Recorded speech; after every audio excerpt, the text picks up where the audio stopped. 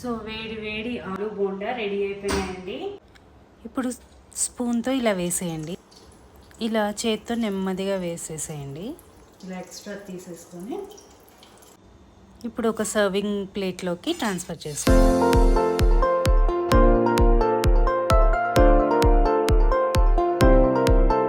ఇప్పుడు ఒక glass water పోస్తున్నాను. పట్టేలాగా కొద్దిగా సాల్ట్, చిటికెడు పసుపు. విజిల్స్ అయిపోయినాయండి, ఆఫ్ చేసేస్తున్నాను. ఓపెన్ చేద్దాము. ఇలా అన్నీ పెట్టేస్తాను. శనగపిండి నేను 1.5 కప్పు తీసుకుంటున్నాను. బోండా కదా, ఒక 1/2 కప్పు బియ్యపిండి, తగినంత సాల్ట్, చిటికెడు పసుపు, చిన్న స్పూన్తో కారం ఉంటుంది, అండ్ హింగ్, అజ్వైన్ ఇట్లా నలుపుకొని కొద్దిగా వేసేసుకోండి. కొద్దిగా వంట సోడా వేస్తున్నాను. వేడి నూనె పోయండి. ఒక మిక్స్ చేసుకుందాం మనము. ఇదంతా తగినంత వాటర్ పోసుకుందాము. ఫస్ట్ కొద్దిగా పోసుకుందామండి. ఒకేసారి పోస్తే బ్యాటర్ అనేది లూజ్ అవ్వచ్చు. పోవాలండి. పిండి కలుపుకున్న తర్వాత కొంచెం సేపు బాగా బీట్ చేసుకోండి. ఒక ఫింగర్ పెట్టి చూపిస్తాను చూడండి. ఇలా మనకి మొత్తం కోట్ అయిపోయి ఉండాలి. ఇలా రావాలి. అంటే ఇప్పుడు బ్యాటర్ రెడీ అయిపోయింది కదా, దీన్ని ఒక 5 to 10 minutes రెస్ట్ ఇచ్చేద్దాం. ఇప్పుడు స్టవ్ ఆన్ చేసుకొని ప్యాన్ పెట్టుకుందామండి. కర్రీ ప్రిపరేషన్ కోసము పోద్దాము. కూరకు సరిపడా ఎక్కువ పొయ్యకండి, ఎందుకంటే లూజ్ అవుతుంది. కొద్దిగా జీలకర్ర, కొద్దిగా ఆవాలు, చిటికెడు హింగ్, ఇక కరివేపాకు, కొత్తిమీర ఒకసారి కలుపుకుందాం. ఇలా సాల్ట్, చిటికెడు పసుపు, కొద్దిగా కారం వేస్తున్నాను. మీరు అల్లం పచ్చిమిర్చి కావాలంటే వేసుకోవచ్చు, నేను వేయట్లేదు. ఎందుకంటే అవన్నీ వేస్తే ఆలు ఫ్లేవర్ని డామినేట్ చేస్తుంది, అందుకని చెప్పి నేను వేయట్లేదు. సో ఎవరన్నా మీకు ఆ టేస్ట్ కావాలి అనుకుంటే వేసుకోవచ్చు.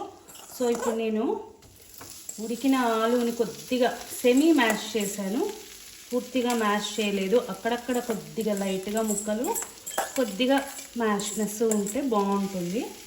మీరు ఆనియన్స్, అల్లము, పచ్చిమిర్చి వేసుకోవాలంటే వేసుకోవచ్చండి, కాకపోతే నేను వేయట్లేదు.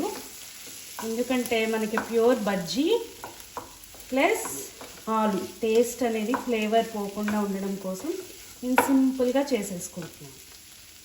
చూడండి, ఇలా మొత్తం మిక్స్ అయ్యేలా కలుపుకోవాలి. జీరా పౌడర్ వేద్దాము. జీరా, ధనియా, గరం మసాలా, అల్లము, వెల్లుల్లి, పచ్చిమిర్చి ఇవన్నీ మీ టేస్ట్కి తగినట్టు వేసుకోండి. నేను అవన్నీ వేయట్లేదు, మీకు ఆల్రెడీ చెప్పాను కదా. కొద్దిగా ధనియా పౌడర్, అంతే, ఎక్కువ వేయట్లేదు, కొద్దిగానే ఈ 2 వేసాను. స్టఫింగ్ రెడీ అయిపోయిందండి. మనము గ్యాస్ ఆఫ్ చేసేసి దీన్ని కొద్దిగా చల్లారనిద్దాం. ఇప్పుడు ఆలు కర్రీని ఇలా బాల్స్ రూపంగా చేసుకొని పెట్టుకున్నానండి. ఇప్పుడు డీప్ ఫ్రైకి ఆయిల్ పెట్టుకుందాం రండి. ఇప్పుడు చేత్తో వేస్తానండి, చూడండి. ఇలా ఎక్స్ట్రా తీసేసుకొని అలా వేసేసుకోవాలి.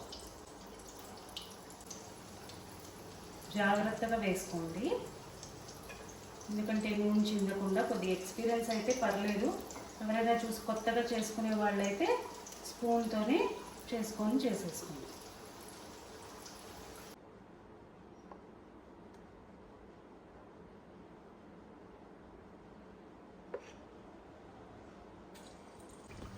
ఇప్పుడు ఇవి వేద్దాము.